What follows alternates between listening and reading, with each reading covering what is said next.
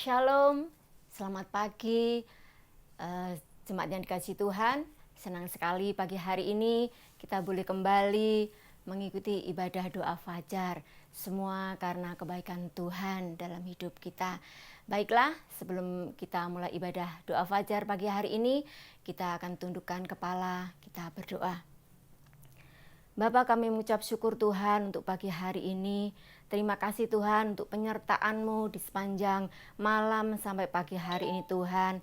Terima kasih Engkau sudah menyertai, Engkau memelihara hidup kami ya Bapa. Terima kasih Tuhan, pagi hari ini kami datang kepadamu Tuhan, menaikkan rasa syukur kami kepadamu Tuhan, karena Engkau sudah baik dalam hidup kami.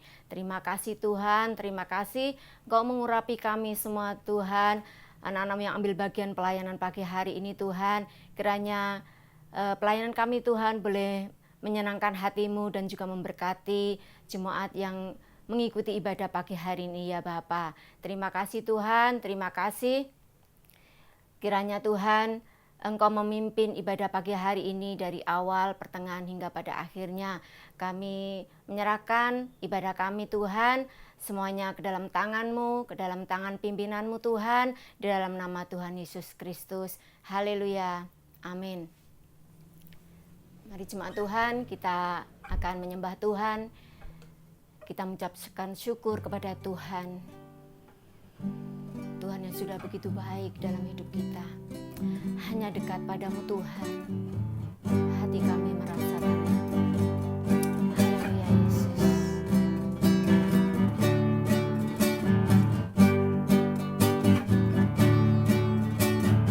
Hanya dekat Allahku,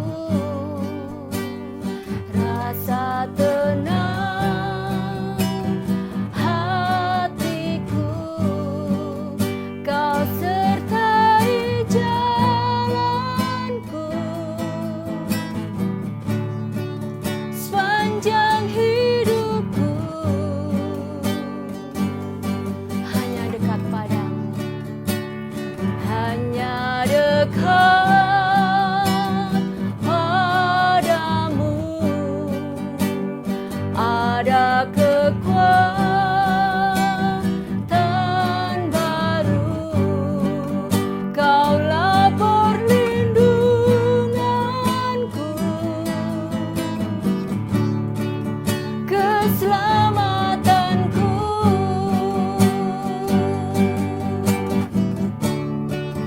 Ku ingin selalu bersekutu denganmu, menikmati hadiratmu.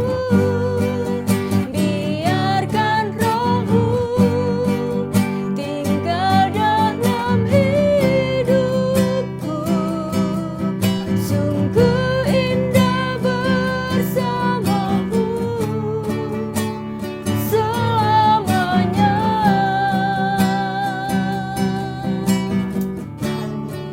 Hanya dekat Allahku, rasa tenang hatiku, Kau sertai jalanku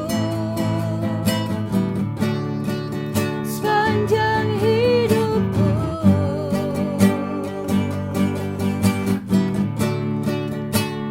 Hanya dekat padamu,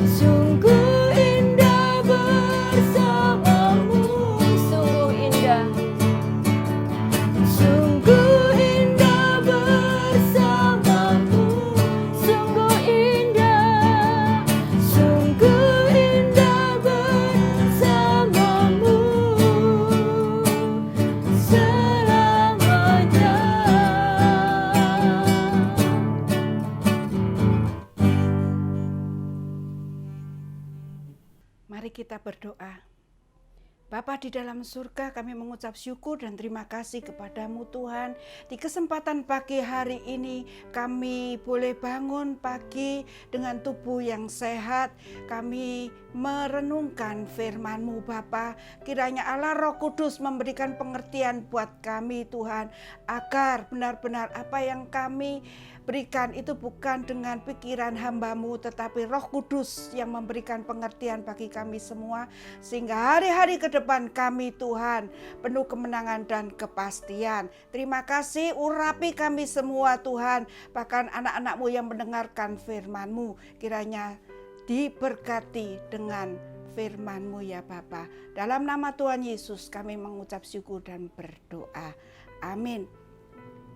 Shalom Bapak Ibu Saudara yang kasih di dalam Tuhan, senang sekali kita boleh bersama-sama untuk merenungkan firman Tuhan pada pagi hari ini yang bertemakan bangun dan bangkitlah jiwa kita. Bapak Ibu Saudara yang kasih di dalam Tuhan, saat ini kita akan belajar bagaimana Rasul Paulus telah mengajarkan kepada jemaatnya di Efesus. Demikian juga Rasul Paulus mengajarkan kepada kita semua, mengajak kita untuk kita harus bangun dan bangkit dari tidur. Artinya, mungkin Bapak Ibu Saudara saat ini ada banyak mengalami berbagai persoalan, masalah, bencana alam yang silih berganti, persoalan yang belum selesai yang membuat pikiran kita ini penat. Nah, pada pagi hari ini kita diingatkan kembali Bapak Ibu Saudara yang kasih dalam Tuhan melalui Rasul Paulus supaya kita bangunkan jiwa kita. Sebab itu seberapa besar persoalan badai kehidupan kita, kita mau tetap percaya dan kita mau bangkitkan jiwa kita untuk kita semakin dekat kepada Tuhan. Bapak Ibu Saudara yang kasih di dalam Tuhan, pada pagi hari ini nats Alkitab yang kita akan baca di dalam Efesus 5 ayat 14 sampai yang ke-21. Tapi terlebih dahulu saya akan membacakan di dalam Efesus 5 ayat 14 sampai 15. Katakan, itu sebabnya dikatakan, bangunlah hai kamu yang tidur dan bangkitlah dari antara orang mati, dan Kristus akan bercahaya atas kamu. Karena itu perhatikanlah dengan seksama bagaimana kamu hidup. Jangan seperti orang bebal, tetapi seperti orang arif.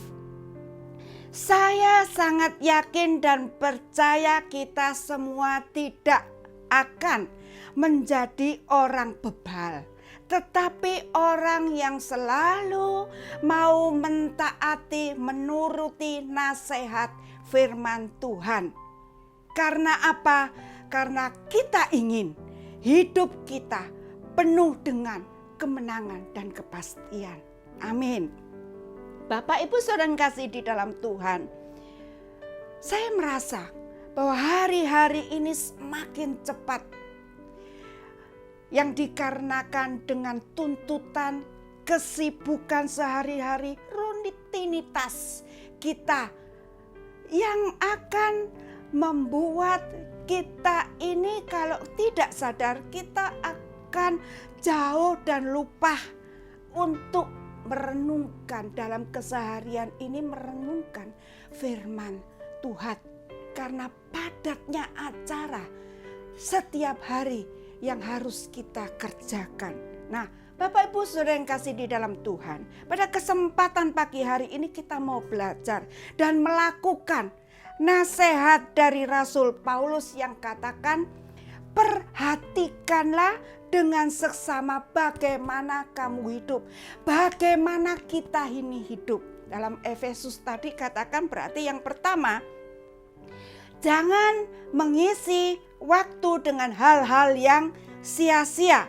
Efesus 5 ayat 16 sampai 18 katakan, dan pergunakanlah waktu yang ada, karena hari-hari ini adalah jahat. Sebab itu janganlah kamu bodoh, tetapi usahakanlah supaya kamu mengerti kehendak Tuhan. Dan janganlah kamu mabuk anggur karena menimbulkan hawa nafsu, tetapi hendaklah kamu penuh dengan Roh. Oleh sebab hari-hari ini adalah jahat, maka Bapak Ibu Saudara yang kasih di dalam Tuhan, manfaatkanlah waktu kita sebaik-baiknya. Karena kita tidak mengerti hari ke depan kita. Firman Tuhan kata hari-hari ini begitu jahat. Oleh sebab itu isi waktu yang ada ini dengan perbuatan yang baik. Lebih baik dan sangat baik. Oleh sebab itu kita harus mengevaluasi hidup kita. Isi waktu kita dengan hal-hal yang memuliakan nama Tuhan. Bapak Ibu Saudara yang kasih di dalam Tuhan, banyak hal yang perlu kita evaluasi. Dalam pelayanankah, dalam pekerjaan, keluarga, atau prioritas kita. Evaluasi ini bertujuan untuk mengoreksi dan memperbaiki apakah selama apa yang kita lakukan ini pernah mengalami kesalahan atau banyak kekurangan yang harus kita perbaiki. Inilah saatnya kita mau mengoreksi perjalanan kehidupan kita. Kita nggak merasa bahwa kita ini akan menginjak di tengah tahun. Marilah kita akan mengoreksi kehidupan kita. Seperti apa yang disarankan oleh Rasul Paulus. Bapak Ibu Saudara yang kasih di dalam Tuhan. Waktu itu merupakan kesempatan yang sangat berguna. Oleh sebab itu pergunakan dengan bijaksana dan lebih baik untuk mempermuliakan nama Tuhan. Karena sangat disayangkan jika kita lewati waktu ini tanpa makna. Kemudian mengapa Rasul Paulus mengatakan dan mengingatkan kepada kita supaya kita jangan mabuk anggur. Nah, karena mabuk anggur ini membuat seseorang menjadi lupa diri. Bahkan masuk di dalam perbuatan dosa. Karena apa? Ketergantungan yang dapat merusak anggota tubuh kita. Dan tubuh kita ini adalah bait Allah yang harus kita pergunakan dengan baik, yang harus kita pelihara. Karena itu Rasul Paulus ingatkan, hendaklah kita lebih takut akan Tuhan dan dipenuhi, kehidupan kita ini dipenuhi oleh Roh Kudus. Dengan dekat pada Tuhanlah kita bisa kontrol hidup kita. Karena Roh Kudus itu memberikan peringatan di dalam hati kita. Apakah apa yang kita lakukan ini berkenan kepada Tuhan atau tidak? Itu Roh Kudus yang mengingatkan kepada kita. Bagaimana kita tidak bisa mendengar Roh Kudus berbicara kalau kita tidak dekat kepada Tuhan. Nah, sehingga Bapak Ibu Saudara yang kasih di dalam Tuhan, kita benar-benar bertindak dengan hati-hati. Dan kita bisa lewati waktu ini dengan menyenangkan hati Tuhan. Kemudian yang kedua, Rasul Paulus ingatkan kepada kita untuk kita dipenuhi dengan pujian dan ucapan syukur. Ayat selanjutnya di ayat 19 sampai yang ke-20 katakan, dan berkata-katalah seorang kepada yang lain dalam mazmur, kidung puji-pujian dan nyanyian rohani. Bernyanyilah dan bersorak-sorai bagi Tuhan dengan segenap hati. Ucapkanlah syukur senantiasa atas segala sesuatu dalam nama Tuhan kita Yesus Kristus kepada Allah dan Bapa kita. Bapak Ibu saudara kasih di dalam Tuhan, saya sangat-sangat percaya bahwa pujian adalah senjata rohani yang diberikan Tuhan kepada kita. Karena itu pergunakanlah mulut kita untuk memuji nama Tuhan. Pujian itu juga merupakan refleksi yang membangunkan jiwa kita, yang membangunkan iman kita kepada Tuhan, yang membawa pikiran dan hati kita terarah kepada Tuhan yang penuh kuasa. Contohnya Daud. Raja Daud ketika dia tertekan jiwanya karena banyaknya masalah goncangan di dalam negerinya, apa yang dia lakukan? Dia menghadapi dan terlebih dia membangunkan jiwanya sendiri. Terdapat di dalam Mazmur 108 ayat 2 katakan, hatiku siap ya Allah, aku mau menyanyi, aku mau bermazmur, bangunlah hai jiwaku. Daud dapat melakukan untuk membangunkan jiwanya sendiri, seorang raja, apalagi kita. Marilah Bapak Ibu saudara kasih di dalam Tuhan, kita bangunkan jiwa kita sendiri, suka memuji, suka menyembah kepada Tuhan. Bahkan ucapkanlah syukur dalam segala situasi dan keadaan apapun. Tetaplah mengarahkan hati kita dan pikiran kita kepada Tuhan yang penuh kuasa. Yang ketiga, bangun, rendahkan diri. Ayat 21 katakan, dan rendahkanlah dirimu kepada yang lain di dalam takut akan Kristus. Bapak Ibu saudara yang kasih di dalam Tuhan, hendaklah kita saling merendahkan diri satu dengan yang lain dengan penuh rasa takut akan Tuhan. Bapak Ibu, dengan demikian kita boleh saling menghargai dengan yang lain, tidak menganggap diri kita ini lebih hebat dari yang lain. Tidak ada yang dapat kita banggakan. Berarti kita tidak boleh saling menyombongkan diri. Bahkan firman Tuhan katakan di dalam Yakobus 4 ayat 6 katakan, tetapi kasih karunia yang dianugerahkannya kepada kita lebih besar daripada itu. Karena itu ia katakan, Allah menentang orang yang congkak, tetapi mengasihi orang yang rendah hati. Kita ini tidak ada apa-apanya Bapak Ibu saudara yang kasih di dalam Tuhan. Kalau kita saat ini ada, sebagaimana kita ada, kita dapat bekerja, kita dapat menikmati hari-hari ini, itu karena kasih karunia Tuhan, bukan dari kita sendiri. Oleh sebab itu, tidak ada yang dibanggakan di dalam kehidupan kita, pribadi kita, sama sekali tidak. Allah menentang orang yang congkak, orang yang sombong, angkuh, dan tinggi hati. Namun, Kristus sungguh-sungguh mengasihi orang yang rendah hati, Bapak Ibu. Allah mengasihi orang yang tidak sombong dan tidak egois. Bapak Ibu saudara kasih di dalam Tuhan, hendaklah kita mau belajar rendah hati dan menganggap yang lain itu lebih utama daripada diri kita sendiri.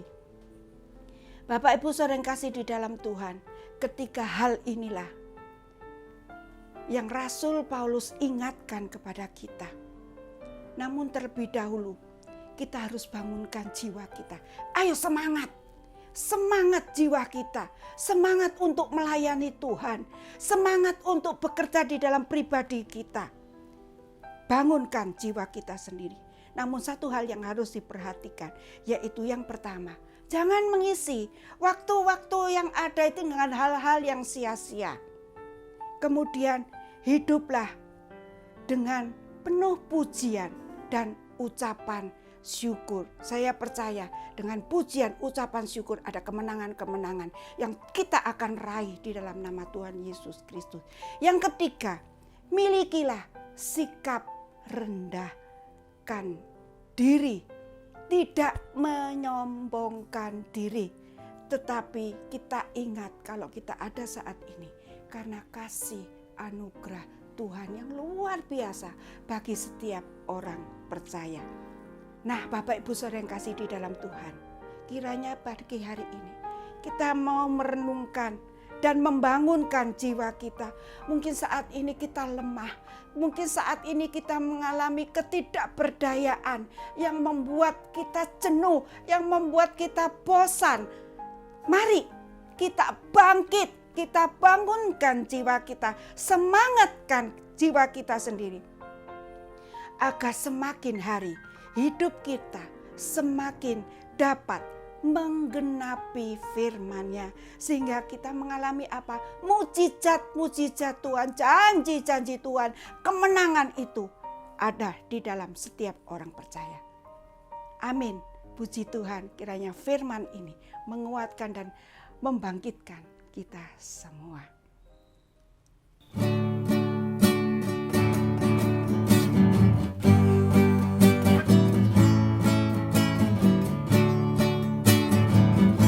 Hidupku menggenapi firman-Mu,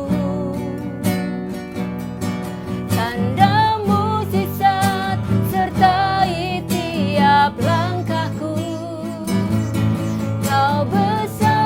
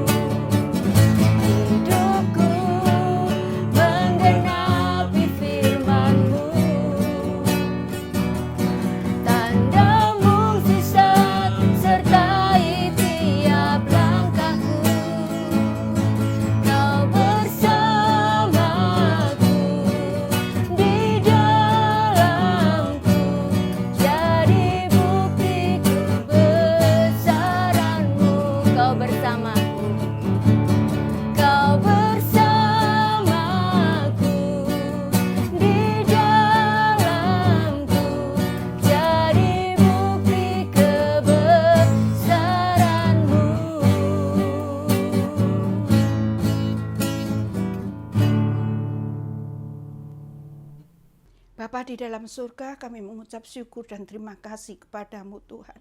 Betapa besar kasih karunia yang Tuhan sudah limpahkan di dalam kehidupan kami. Tuhan, kami merasa hari-hari ini kami lemah. Kami merasa hari-hari ini kerohanian kami semakin mundur. Oleh sebab itu Tuhan, kami perlu Engkau Tuhan. Kami perlu semangat-Mu Tuhan.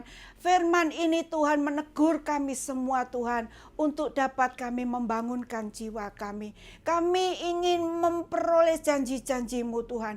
Kami ingin memperoleh kemenangan-Mu Tuhan. Oleh sebab itu kiranya kami boleh belajar untuk mengisi waktu-waktu yang ada ini dengan sebaik-baiknya. Dan hidup kami penuh dengan ucapan syukur dan puji-pujian. Dan hati kami Tuhan tidak menyombongkan diri satu dengan yang lain. Tetapi kami boleh saling menghargai, saling menasehati Tuhan, dan saling menguatkan satu dengan yang lain. Terima kasih Tuhan, kami yakin dan percaya firman ini Tuhan boleh membangunkan kita semua, boleh menjadi berkat buat kita semua di pagi hari ini sampai petang nanti. Ya Tuhan, terima kasih. Kami juga berdoa buat bangsa dan negara yang kami cintai. Kiranya Tuhan, Engkau akan memberkati Bapak Presiden kami beserta seluruh jajarannya Tuhan, dari yang tertinggi sampai yang terendah, sampai yang di daerah-daerah Tuhan, sampai kepada di sekeliling kami, RT RW kami Tuhan. Kiranya Engkau Tuhan yang akan memberkati mereka, bahkan Tuhan Engkau memberikan hati yang takut akan Engkau Bapa, sehingga Tuhan mereka bekerja bukan untuk kepentingan diri sendiri, kelompok atau golongan Tuhan, tetapi murni mereka bekerja Tuhan untuk kepentingan masyarakat dan membangun bangsa yang baru. Tuhan, kiranya Engkau jauhkan dari segala bencana, gempa bumi, banjir bandang Tuhan, tanah longsor Tuhan. Kiranya tutup bungkus dalam kuasa darah-Mu Tuhan. Bumi Indonesia ini Engkau mengasihinya Tuhan. Bapa, kami juga berdoa buat gereja kami GBI Porong, kiranya Engkau tumbuhkan terus Tuhan, semangatkan terus Tuhan GBI Porong ini Tuhan, bahkan mengalir jiwa-jiwa yang baru Tuhan, untuk bersama-sama kami memuji dan memuliakan nama-Mu. Berilah kekompakan buat kami Tuhan, setiap tim pekerja ini Tuhan, agar kami benar-benar Tuhan merasakan Tuhan betapa pentingnya kekompakan, betapa pentingnya Tuhan kami merasakan kasih karunia yang Tuhan berikan bagi kami. Terima kasih Tuhan Yesus, kiranya sepanjang hari ini perlindungan dan penyertaan Tuhan senantiasa nyata bagi setiap kami. Kiranya berkat Allah Bapa, cinta kasih dari Tuhan Yesus Kristus, persekutuan dan Roh Kudus mengalir di dalam kehidupan kami mulai saat ini sampai selama-lamanya. Haleluya. Amin. Puji Tuhan, kiranya firman ini menjadi kekuatan bagi kita semua. Amin.